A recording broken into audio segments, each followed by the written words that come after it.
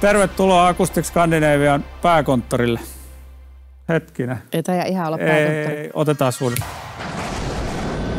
No niin, sitten löytyy vähän kuumempi paikka. Tämä on ihan normipäivä kyllä. Joo, nyt on hikikarpalla totsella. Lähdetään jokin muualle täältä. No, oliko pakko mennä ihan ääripäähän? Ei, kyllä tänne äkkiä pois täältä. Joo, mennään. Okei, no niin.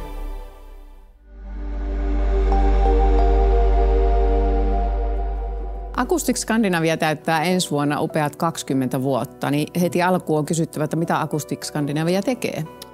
Me ollaan heti silloin alusta asti keskitytty akustiikkapinnotuksiin, eli me pystytään oikeastaan minkälaista tahansa akustiikkapinnotusta tekemään, asentamaan ja niin poispäin. No, minkä takia akustiikkaa, miksi näitä ratkaisuja asennetaan? Minkä takia akustiikkaa asennetaan? Että minkä ongelman se tavallaan ratkaisee? No meillähän sellainen, varsinkin Skandinaviassa, niin ollaan totuttu aika pitkältä ajalta jo tekemään ja kiinnittää huomiota huoneistojen akustiseen vaimennukseen, eli siihen, että siellä ei kaiju siellä sisätilassa. Ja se perustuu siihen, että ihmisellä on semmoinen kummallinen tapa, että kun tila on hälyisä ja siellä on jälkikaiku, niin me nostetaan sitten meidän volumea, kun me keskustellaan. Kun me ei meinata saada selvää, mitä sä sanot, niin me aletaan sitten huutaa niin kuin omalla puheella ja se tuo sitten vielä lisää siihen hälyiseen tilaan sitä hälyä. Eli sen takia on niin kuin tärkeää saada se jälkikaiku kuriin. No minkälaisissa tiloissa tämmöinen kaiku on yleensä suurin ongelma, että minkälaisiin tiloihin te yleensä pääsääntöisesti asennatte akustiikkaa? No hyvin laidasta laitaan, että skandinaavinen arkkitehtuuri niin on aika sellaista pelkistettyä ja se tarkoittaa silloin sitä, että on paljon heijastavia pintoja, niin kyllä me tehdään ihan luokkahuoneet, toimistot, taidegalleriat, ihan olohuoneisiin asti, niin tällaisiin tiloihin tehdään vaimennusta. No tämän 20 vuoden aikana, niin oletko huomannut, että tämä ongelma, äänisaaste, noise pollution, niin ymmärretään paremmin ja paremmin? Eli huomaatko, että sieltä sun uran alusta, niin nyt on enempi ja enempi tehdä näitä asennuksia? Joo, kyllä ehdottomasti, että koko aikahan sitä tutkitaan, että miten melu vaikuttaa ihmiseen ja sitä ymmärretään paljon paremmin, miten erilaiset taajuudet vaikuttaa ihmiseen ja niin poispäin, niin kyllä se ehdottomasti on lisääntynyt. Niin, tässä on varmaan sellainen ongelma, että se on semmoinen asia, että sä oot tämmöisessä tilassa ja siellä kaikuu ja sit kun että se on välillä varmaan vaikea havainnollistaa ihmisille tai potentiaalisille asiakkaille, että miksi se olisi tärkeää, mutta sitten kun ne huomaa sen eron vaikka kahdessa huoneessa, toisessa on akustiikkaratkaisu laitettuna ja toisessa ei, niin silloinhan se vasta oikeasti huomaa sen, että kuinka paljon miellyttävämpi se olotila on siellä tilassa, missä on akustiikkaratkaisu. Että niin kuin mietin noita toimistorakennuksiakin, kun siellä on avokonttoreita, niin se stressitaso vaan nousee, mitä enemmän sitä meteliä on. Niin Kyllä. Mutta onko tässä sun 20 vuoden aikana, kun mä katson sua, niin jotenkin tällainen babyface kun oot, niin luulisi, että sä oot vaippa iässä jo perustanut tämän firmaan. Että niin miten sä tulit tälle alalle? Että miten sä kiinnostuit akustiikasta vai oliko se vaan sattumaa? Niin mä oon varmaan nyt just tällä kohdalla on nyt se hyvä vaihe, että mä oon päässyt siitä vaippajasta eroon. Nyt mä oon hetken taas pois siitä ja sitten mä jonkun ajan päästä on takaisin siinä. Niin, meille käy se elämän kiertokulku. Niin, kyllä. Mutta nyt ollaan siinä mielessä hyvässä positiossa. Ja, no siis se on vähän vaikea ihan yksiselitteistä vastausta siihen antaa, mutta se story lähtee ihan alun perin siitä, että oli pientä kiinnostusta tällaiseen hifi-maailmaan, musiikkilaitteisiin ja erityisesti sitten oltiin silloin perustajakumppanin kanssa alun perin kiinnostuneita näistä subwoofereista, eli matalista taajuuksista erityisesti. Ja se oli ehkä siellä vähän, mutta kyllä se sitten se ehkä se painavin syy oli, että kun mä asuin tuolla Hiasessa pitkin Eurooppaa sitten silloin 2000-luvun alussa ja kuinka ollakaan silloin, niin alta parikymppinen sälli päätyi Amsterdamiin asumaan. Ja siellä sitten tapasin tämän alan ihmisiä ja sitä kautta se oikeastaan niin kuin sitten lähti. Oli kiva tehdä niin kuin asioita jonkun niin kuin erikoisrakentamiseen, koska rakentaminen oli kivaa ja käsillä tekeminen, niin se oikeastaan niin kuin, sitä kautta se lähti. No Acoustic Scandinaviahan tekee asennuksia lähinnä Suomessa ja varmaan on tehnyt myös Ruotsissa. Joo. Mutta sinä itse olet aikanaan silloin nuorena poikana, niin etkö sä aika monessa maassa, missä eksottisissa paikoissa sä oot käynyt tekemässä akustiikka-asennuksia? No juu, kyllä me ollaan itse on tehnyt sitten konsultointeja työmailla, Saudi-Arabiat ja Kreikat ja Belgiat ja Portugalit ja aika laajastikin, mutta kyllä me ollaan sitten tehty sellaisia niin sanottuja One Hit Wonder-projekteja sitten Acoustic Scandinavialla sitten niin kuin aina silloin täällä ulkomaillakin, mutta että ei niin kuin, sellainen vakituisesti Acoustic Scandinavia tee koko aika ulkomaille, että pääasiassa ollaan keskitytty urakoimaan Suomessa. No voisit sä nimetä joitain semmoisia kohteita, semmoisia kaikille tuttuja kohteita, joissa te olette tehnyt asennuksia? No ehkä tässä niinku kaikista niinku itselleni mieleenpainuvin kohde meillä on toi Kiasma tuossa Helsingin keskustassa. Se on niinku henkilökohtaisesti niin se on meikäläisen lempirakennus, Steven Hollin suunnittelema ja sinne, että päästiin tekemään sitten ihan niin kuin sitä alkuperäistä kuvioa, mikä Steven Hollhan on suunnitellut tosi kattavasti sen rakennuksen, että se on niin kuin määrittänyt sinne niitä tekstuureja seiniä, kattoihin, ovenkahvoista ja ovista lähtien niin kuin hyvin pitkälti kaiken hän on sinne suunnitellut ja hänen tiiminsä. Ja me päästiin sitten imitoimaan sitä Kiasman alkuperäistä Kiasma-rappausta niin sitten meidän akustiikkarappauksella ja siinä oli tietysti meillä aika iso duuni, että me löydettiin se oikea kuvio, mutta sitten me löydettiin se ja meidät hyväksyttiin siihen hommaan ja se oli kyllä semmoinen niinku todella mieluinen juttu, että päästiin siihen projektiin mukaan. No montako erilaista akustiikkatuoteratkaisua teillä on edustettuna? No joo, meillähän on niinku ihan ylivoimaisesti suurinta osaa näyttelee tämä sileä saumaton akustiikkarappaus. Sitä me tehdään niin kuin pääsääntöisesti koko aika. Mutta sitten meillä on myöskin meillä on niin kuin mineraalipohjaisia esimerkiksi lasivilla ja kivivillaruiskutusta pystytään tekemään infrapuolelle. Se sopii niin kuin sekä akustisesti että sitten myöskin lämpöeristeenä. Sitten me pystytään tekemään sellulla akustiikkaruiskutusta ja nyt sitten meillä on uutena tulossa tämmöinen niin kuin akustoverhous, eli puhutaan myöskin stretch katoista, että pystytään pingottaa tämmöinen akustoverhouskatto ja sinne taakse sitten laitetaan se varsinainen vaimennusmateriaali. Niin tällaisilla niin kuin tuotteilla se saumattomuus niin kuin tavallaan yhdistää nämä kaikki. Eli onko tämä saumaton ratkaisu tavallaan täällä Suomessa varsinkin semmoinen, niin kuin mikä on trend tai vallallaan, vai näetkö sä, että on jotain muita trendejä tuon akustiikan suhteen? Että minkälaisia ratkaisuja nyt niin kuin haetaan tällä hetkellä? No nythän on varmaan semmoinen open ceilings-trendi menossa ja sellainen vähän industriaalinen luukki on nyt tällä hetkellä muodissa. Arkkitehtuurissa on niin kuin muotisuuntauksia niin kuin on vaatteissa ja missä tahansa muussakin. Saumattomat ratkaisut on niin kuin siinä mielessä kivoja, että yleensä saadaan niin kuin piilotettua se vaimennus. Se on siinä tapauksessa hyvä, mutta onhan niitä sitten niin kuin akustiikkalevyjä on paljon erilaisia ja niillä saadaan tietynlaista ilmettä. Että se on vähän nyt sitten, että mitä niin kuin suunnittelija hakee. No sitten on varmaan vaikea sanoa, jos niinku miettii niinku tämän niinku hintaa, että jos siellä joku rakentaja miettii, että pitäisikö tänne asentaa akustiikkaa vai ei, niin pystyykö sä edes kertomaan semmoista, että prosentuaalisesti mikä se semmoisen niin kuin hinta olisi, vai onko se ihan mahdoton vastata semmoiseen, että paljonko tämmöinen ratkaisu yleensä maksaa?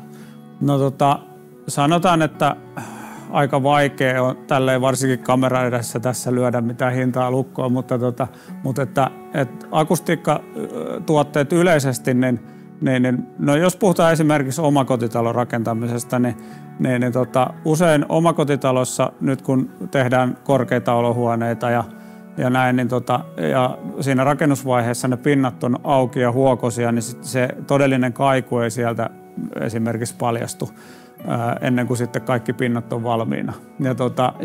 Ja sitten siinä käy helposti se vahinko, että hups, että me ei valittukaan akustiikkamateriaalia. Ja sitten kun kaikki on valmiina ja se aletaan tekemään valmiiseen tilaan se vaimennus, niin sitten se on yleensä huomattavasti arvokkaampaa. Mutta nyt sitten kun ammattilaiset suunnittelee ja on esimerkiksi julkisia rakennuksia, niin silloinhan suunnittelijat osaa ottaa huomioon sen vaimennuksen merkityksen ja ne suunnittelee sen jo siinä rakennusvaiheessa tai saneerausvaiheessa, niin silloin se on aina niin kuin edullisempi toteuttaa.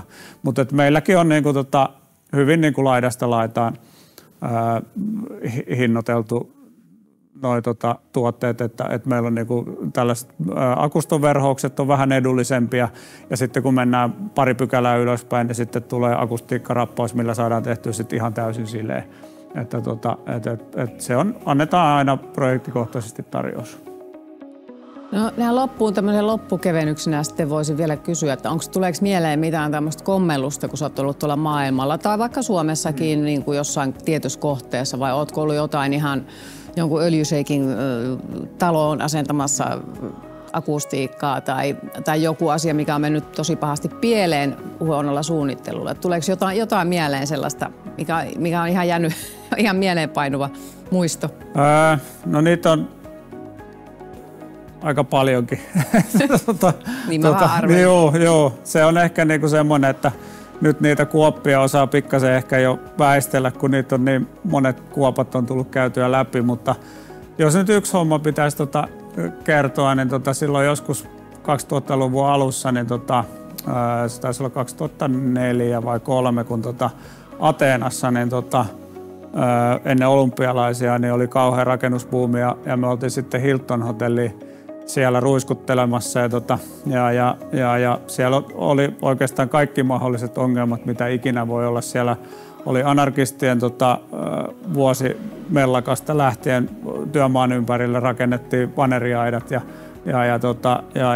ihan niin kuin kaikki laidasta laitaan, mutta se ehkä niin kuin sit kulminoitu siinä projektissa se, että me yritettiin sitten pestä siinä, sitten tehtiin tosi pitkiä työpäiviä siellä ja sitten pestiin sitä meidän akustiikkaruiskua ja siellä oli semmoinen hieno tiikkilattia siinä spa-alueen ulkopuolella, missä me sitten varovasti yritettiin sitä tehdä ja meillä räjähti sitten siitä pumpusta se letku siinä tiikkilattian päällä ja se semmoinen akustiikkamassa, semmoinen hattara, niin se levisi aivan joka puolelle, mitä ne oli ne tiikit ja kaikki ja sitten se tulee se just samalla hetkellä, kun se oli räjähtänyt ja me oltiin itsekin sellaisia niin kuin lumiukkoja siinä kohtaa, niin tulee se vastaava mestari sieltä sitten ja se katsoo sitä meidän hommaa siinä ja meitä ja siltä putosi puhelin kädestä ja se oli aivan tärisraivosta ja sitten se alkoi uhkaa meitä, että tiedätte sitten pojat, että täällä Kreikassa voi oikeasti joutua vankilaan tällaisesta sikailusta. Niin tahallahan se teitte. Niin, kyllä. Ja ei, kyllä me uskottiin, että se on ihan todellista, että voi sinne vankilaan joutua ja alettiin sitten putsailemaan mahdollisimman tehokkaasti siitä niitä roippeita pois, mutta ehkä tämä yksi näistä monista jutuista. Niin et ole Kreikkaan enää mennyt sen jälkeen? No en mä kyllä itse asiassa ole. Etsintä kuuluu. Täytyy kyllä sanoa, että en ole kyllä sen jälkeen käynyt, mutta silloin tuli se kuukausi puolitoista siinä vietettyä sen yhden työmaan parissa, niin tuli siinä kyllä nähtyäkin ihan tarpeeksi Kreikkaa siinä kohtaa. No mutta hei, kiitos paljon tästä valaisevasta haastattelusta, Matti. No niin, kiitoksia vaan.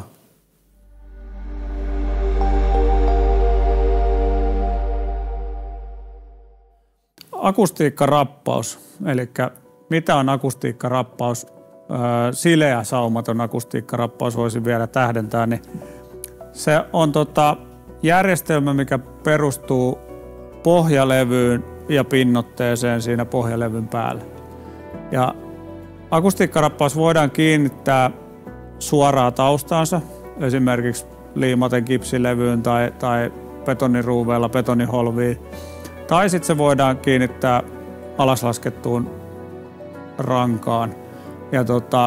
Ja se on niinku sen oikeastaan ne yleisimmät kiinnitysmenetelmät akustiikkarappaukselle.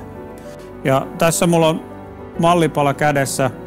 Eli silloin kun halutaan tämmöistä hyvin sileätä pintaa, niin silloin se akustiikkapinnotteen kerrospaksuus pidetään hyvin pienenä. Ja se itse asiassa se akustiikkalevy siellä taustalla hoitaa sen itse vaimennuksen. Eli se akustiikkalevy vaan verhotaan piiloon sillä ohuella kerroksella sitä akustiikkapinnotetta. Ja nyt meillä on tässä näyttää hyvä esimerkki. Meillä on täällä Jätkäsaaren koulussa niin tehtiin tämmönen hyvin monimuotoinen akustiikkarapauskatto. Siellä oli pohjalevynä oli 40-millinen pohjalevy ja sitten siinähän on pintaan ruiskutettu sitten pinnote. Ja niin kuin kuvasta näkyy, niin tämä kattohan on hyvin kolmiulotteinen ja kauttaaltaan niin kuin vaimennuspintaa tämä koko ala. Ja sitten tässä näkyy tämä toinen kuva samasta kohteesta niin suoraan alhaalta ylöspäin, eli nämä kattoikkunan kaikki nämä pielet kaikki on sitä vaimennuspintaa.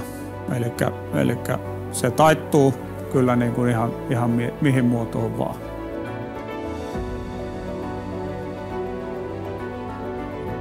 Mitä on akustoruiskutus? No, tässä on mulla nyt esimerkkinä sellupohjainen akustoruiskutusmalli. Ja akustoruiskutus toimii sellaisena, eli se ei tarvitse mitään pohjalevyä taustalle, eli se voidaan ruiskuttaa suoraan sinne pintaansa ja paksujakin kerroksia.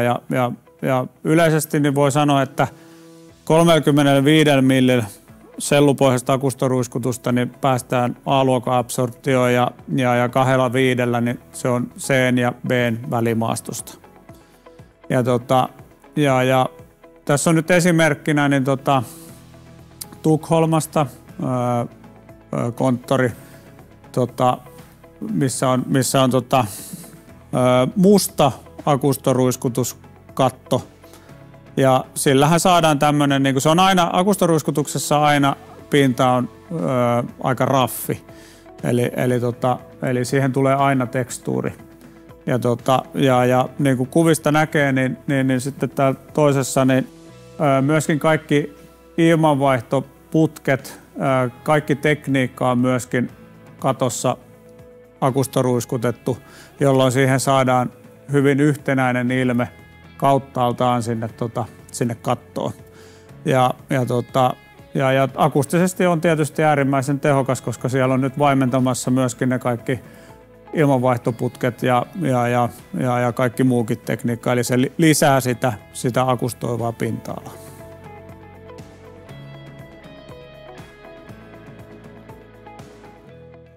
No mitäs on akustoverhoilu sitten? No akustoverhoilu on suhteellisen uusi juttu Suomessa. On ollut jo jonkun aikaa, mutta tuolla Euroopassa on huomattavasti suositumpaa vielä kuin mitä meillä Pohjolassa. Ja akustoverhoilu perustuu pariin asiaan. Se on hyvin yksinkertainen järjestelmä ja se perustuu siihen, että ääniaallot pääsee tästä verhoilusta läpi sinne taustarakenteeseen ja sitten siellä taustalla on se varsinainen vaimennusmateriaali, mikä sitten vaimentaa ne ääniaallot, että ne ei pääse kimpoamaan takaisin. Ja tämän asennuksesta sen verran, että tämä on nyt tämä mallikappale, niin tämä on ruuvattu vanerin palalle, eli sinne ensiksi kiinnistetään nämä ympäröivät listat ja sen jälkeen siihen aletaan pingottamaan siihen listojen väliin se akustoverhoilu. Ja sitten sitä kiristetään niin kauan, kun että siitä tulee sileä. Ja tässä kyseisessä meidän mallikappaleessa, niin tämä on printattu kuvio, mutta että sitä saa sitten muutamissa eri väreissä ja ihan valkoisena ja printtaamalla saa sitten tietysti ihan minkälaisen vaan. Ja hintaluokassaan niin tämä on pikkasen sileätä, saumatonta akustorappausta edullisempi. Maksimileveys, huoneen leveys on noin 5 metriä tälle akustoverhoilukankaalle. Mutta sillä menetelmällä saadaan myöskin saumaton vaimennuspinta.